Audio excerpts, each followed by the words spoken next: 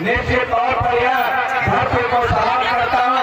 और आप सभी जो यहाँ खिलाड़ी लोग आए हैं, चाहे वो कुटुंबा के खिलाड़ी हो, चाहे हमारे बगल लोहिया के खिलाड़ी हो, वीड़ो कला और कई जगह के खिलाड़ी आए, सभी खिलाड़ियों को मैं हृदय से बधाई देता हूँ। आप लोगों ने जो खेला है निश्चित तौर पर चमत्कारिक खेल खेला है और कुटुंबा की टीम में प्रथम स्थान पर रहा, मैं उन्हें हृदय से बधाई देता हूँ। और लोहिया की टीम दूसरे स्थान पर रही, मैं उन्हें भी बधाई देता हूँ। निश्चित तौर पर बताना चाहता हूँ कि आप सभी लोग जानते हैं कि फुटबॉल का खेल यदि कोई खेलता है तो अपने उसका शरीर बिल्कुल फिजिकल फिटनेस रहता है, उसका ब्लड सर्कुलेशन दौड़ता रहता है, वो जल्दी बीमार नहीं पड़ता है। और फुटबॉल का मैच सबसे लोकप्रिय मैच है इस इलाके के लिए, गांव देहात के लिए, खेत खलिहान के लिए सबसे कोई लोकप्रिय खेल है तो फुटबॉल का मैच है। निश्चित तौर पर मैं अभी समय नहीं लेते हुए दो बातें जरूर कहना चाहता हूँ। जो लोग यहाँ अभी चिंता कर रहे हैं, हम सुन रहे हैं उद्घाटन दिन से लेकर के आए समापन में कि ये फुटबॉल का मैदान कैसे बनेगा, क्या क्या बनेगा।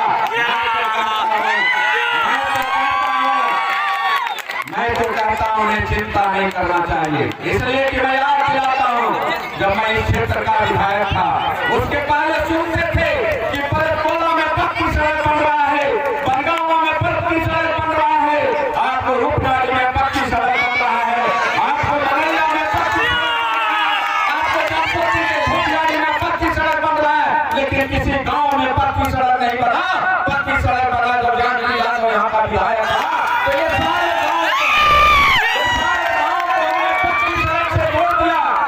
मुझे याद आता है। निश्चित तौर पर खिलाड़ी भाइयों मैं कहना चाहता हूँ, आप इस चबूतरे को मैं सलाम करता हूँ।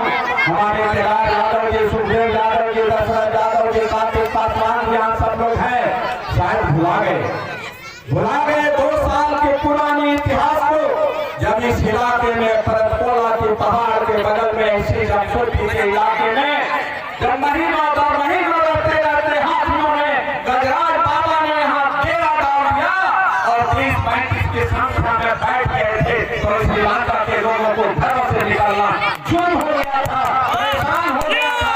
और आज है वो दिन, आज है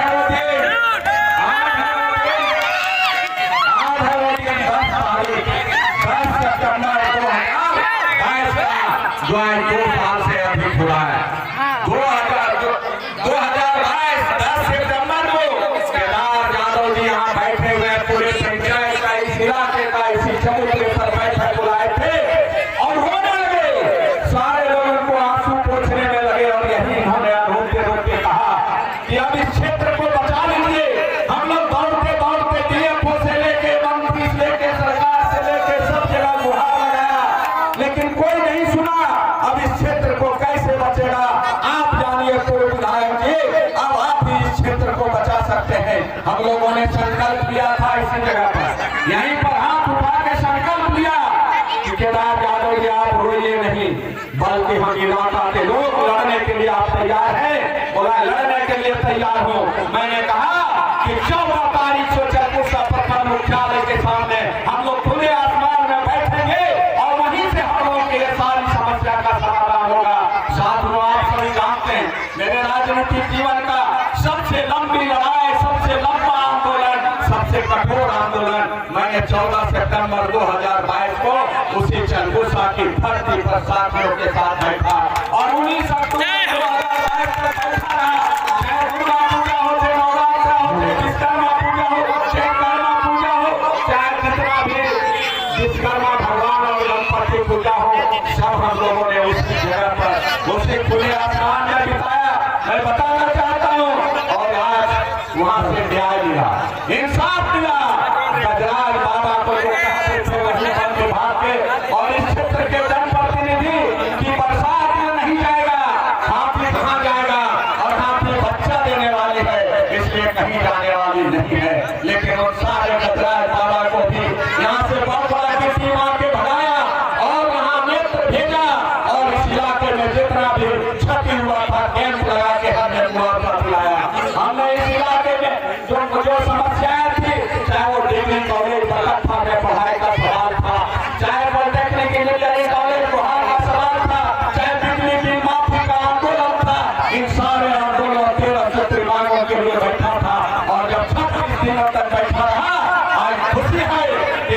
2024 में सिर्फ आपका मैच यहाँ शुरू नहीं हुआ, 2024 में डिग्री कॉलेज और पॉलिटेक्निक इंजीनियरिंग कॉलेज भी चालू हो गया है।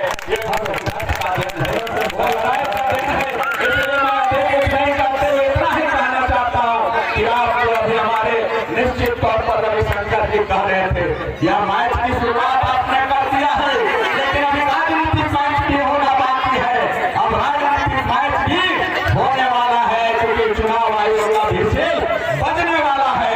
इसलिए आप नौजवानों से आह्वान करने के लिए आया हूँ कि सभी गाँव में आपने देखा होगा कि पक्की सड़क का जाल बिछाया जानकी जादव ने।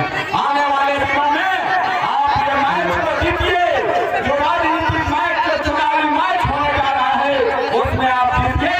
यहाँ पर एक फुटबॉल मैदान में ऐतिहासिक चीज बनेगा और यह फुटबॉल मैदान बहुत ही सफल, बहुत ही प्रसिद्ध। इन्हीं बातों के साथ आप सभी लोगों को बहुत बहुत बधाई देता हूँ, बहुत बहुत खुश होता है कि आप खिलाड़ियों से अंतिम अपील करता हूँ कि आप खेल के साथ साथ पढ़ाई पर भी ध्यान दें। अब एक समय था जो हमारे इलाके में विधानसभा में कहीं डिग्री कॉलेज नहीं था, कहीं पॉलिटेक्निक इंजीनियरिंग कॉलेज नहीं था, लेकिन आज चालू हो गया है। आज फिर करेंगे और तभी इकट्ठा आगे बढ़ेगा, जब सोचिए आगे बढ़ेगा। बहुत बहुत धन्यवाद के साथ अपनी बात को समाप्त करते हैं।